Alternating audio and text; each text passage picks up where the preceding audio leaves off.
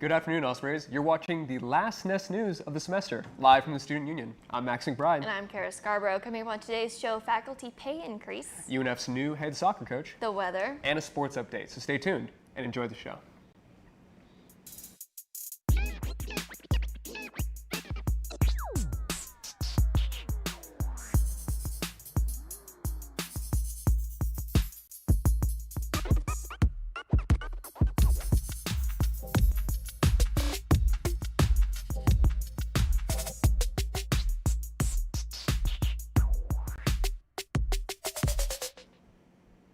The UNF Board of Trustees unanimously approved a salary agreement between the university and UFF-UNF on Thursday to give faculty pay raises. Raises are based on market value. Faculty members already or at above market value will receive a minimum raise of 5%, while those who are paid well below the market value could receive up to a 19% in some cases. UNF faculty ratified the policy in a 174-6 vote on November 17th, and the policy was sent to the Board of Trustees for final consideration. President Moaz Lemaim praised the proposal in an email sent to faculty last month. Quote, "While we recognize not every compensation issue will be solved immediately by this proposal, it represents meaningful progress and will be important for UNF moving forward." Back in March, UNF was ranked as the second lowest paying public university in Florida by the National Education Association's Higher Education Faculty Salary Analysis.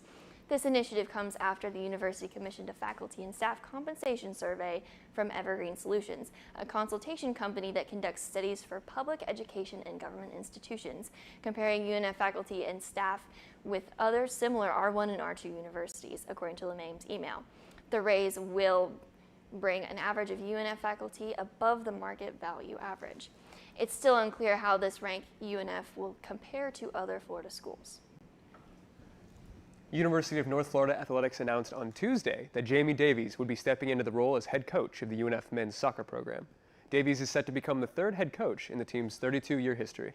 He's credited with 15 years of coaching experience at the collegiate level. His most recent work saw him as the associate head coach and recruiting coordinator for the University of Central Florida men's soccer team for the past 6 seasons. During his time with the UCF Knights, Davies saw his team reach an American Athletic Conference tournament championship, 3 AAC regular season championships, 2 NCAA Sweet 16 appearances, and 5 players reach Major League Soccer draft selections. He will be introduced as the Osprey men's soccer coach and hold a meet and greet in the UNF Bank of England suite in early 2024. A specific date for the event has yet to be determined. And now to Angel for your sports update. What's up, Ospreys? Angel Molnado here for your sports update. There's a few updates going into finals week, but here's what I got for you, so let's get into it. Men's basketball played against High Point last Saturday in a pretty intense match. The Ospreys led going into half 40-37. The Ospreys scored deep threes, helping the Ospreys maintain the lead, but the Panthers ended up outscoring the Ospreys in the second half to leave the game a close 79-86 loss for our Ospreys. The men's basketball team also played against Edward Waters on Tuesday of this week. The Ospreys held the lead for the majority of the first half and led with threes through the first half, leading 44-30. The second half saw the Ospreys come out firing with threes. The Ospreys were one three-pointer away from tying the program record of 20 threes in one game. This stat and hard work led to the Ospreys closing out the game to win 99-47. Women's basketball played against the Copan State Eagles on Tuesday of this week also. The Ospreys outscored the Eagles 26-18 going into the half. In the second half, the Eagles made the game a one-possession game, but a three-pointer and some layups kept the Ospreys on top. The Ospreys ended up closing the game 49-43. Tomorrow, the men's basketball team is playing here at the UNF Arena at 2 p.m. Be there or be square. Outside of UNF, in the NFL, the anticipation of their first Monday Night Football game in 11 years, the Cincinnati Bengals came into Everbank Stadium and spoiled Jacksonville's primetime spotlight, narrowly escaping with a 34-31 overtime win. The two teams went back and forth, but the Jaguars started the third quarter going 3 and out, giving the Bengals a chance to take their first lead. Cincinnati did just that as Jake Browning, playing in place of injured quarterback Joe Burrow, launched a 76-yard pass to Jamar Chase to give the Bengals their first 21-14 lead. But Jacksonville wasn't going down without a fight, as backup receiver Parker Washington caught his first touchdown pass, tying the game at 21 with about 5 minutes left in the third frame. Both teams traded field goals, leading to a 31-31 tie after regulation, prompting overtime. The Jaguars got the ball first to start overtime, but were unable to score, prompting a punt. Cincinnati took advantage and went down the field to kick a game-winning field goal, which secured the victory for the Bengals. The Jaguars didn't just lose a football game, though. During the 34-31 loss to the Bengals, Jags quarterback Trevor Lawrence's leg was accidentally stepped on by fellow teammate Walker Little, prompting Lawrence to leave the night's game for good. Right now, the reports are that Lawrence sprained his ankle. More tests will come to determine the severity of the injury and the length of the recovery process. This could shift up the Jaguars' chances in the AFC playoff standings depending on how long Lawrence is out. Because of this loss, Jacksonville, 8-4, dropped from 3rd to 4th place in the AFC playoff picture. If they ended up winning, the Jaguars would have held 1st place. The games don't stop, however. The Jaguars will now travel to Cleveland to face the Browns on Sunday at 1 p.m. That's all I have for you today, Ospreys. See you next year for your sports update. Swoop! You know, when I was a freshman, I didn't know anything about sports. Neither did I. I wish there was some way we could find out more. I think I know something. Do you know anything about that? Oh yeah, this is the... Are you new to campus or want some new insight into what's provided here at UNF? Check out Spinnaker's 2023 Freshman Zine. And here you'll find all sorts of tips on sports, just what we needed, parking, and how to join a club, and other resources here on campus. Pick up any one of these at any blue box around campus. You know, I was thinking about picking up one of those on my way to class today.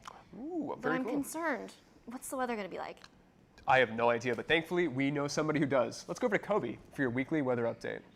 Salutations, Ospreys. My name is Kobe Rosenberg. I am here to update you on our weekly weather report.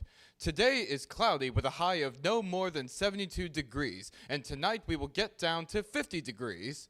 This weekend will start out with sunny on Saturday with a high of 78 and low of 60. However, on Sunday, there is a 60% chance of rain, so keep an eye out for that. Temperatures will remain very similar to Saturday, though.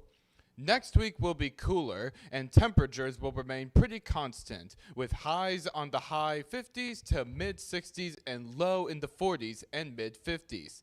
That's all the weather I have for you today, Osprey, so make sure you get out there and enjoy the late fall Florida weather. Have a nice flight. Back to you, Max and Kara. Swoop! Remember, Ospreys, this coming week is finals week. Pay attention to what days your professors give you for your finals, and commencement is a week from today, December 15th. Congratulations to everyone here at UNF for graduating. Speaking of graduation, Kobe, Max, and I are graduating, so this is our last Nest News ever. That is absolutely crazy. Yeah. But that's just about all we have for you today, Ospreys. Remember, consider donating to support Spinnaker through the link in the description below. For all things Spinnaker, check out our website at unfspinnaker.com. Also, make sure to follow us on our Instagram at UNFSpinnaker and check out the rest of our YouTube for more content. As always, thank you so much for watching. Spinnaker TV will see you in January for the next Nest News. As for us, I'm Max McBride. And I'm Kara Scarborough, signing off on Nest News. Happy graduation! Swoop.